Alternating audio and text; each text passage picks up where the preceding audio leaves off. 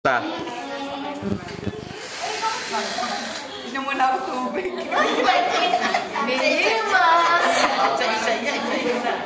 Ano yung ma-relate mo sa buhay mo sa sermon kanina?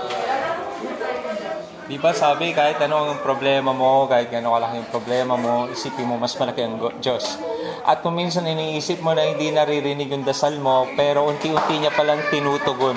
Dahan-dahan niyang tinutupad yung panalangin mo hanggang sa mabuo.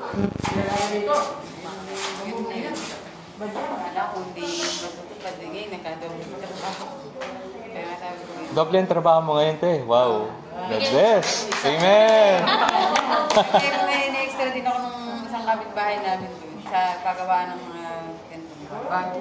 Nice. Amen. Kaya pagpasok ko ng alas 4, alas 8 naman doon.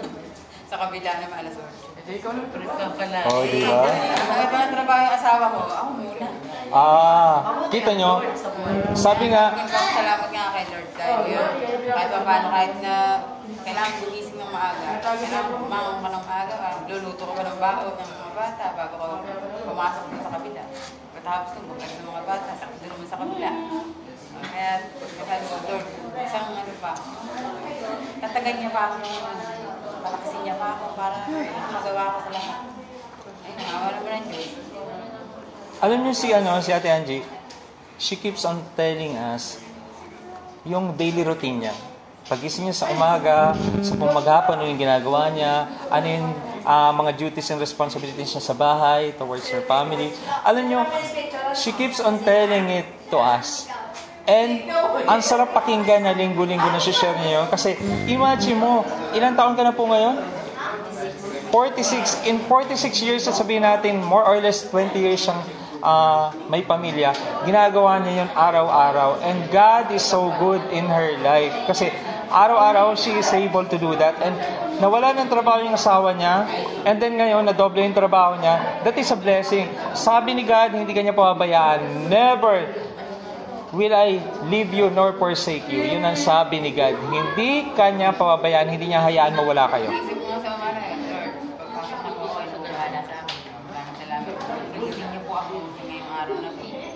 Pagpasok ko lang sa gate na yun, pagpasok ako ng gate, Lord, kayo na bahala sa akin na po.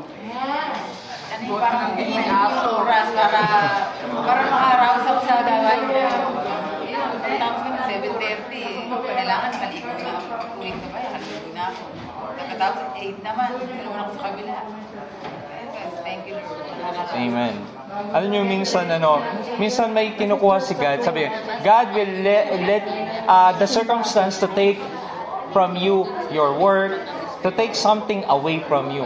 But it's not just, yung sasabihin na, tinanggalan ka, kundi dinirekta ka lang. Kumbaga, it's not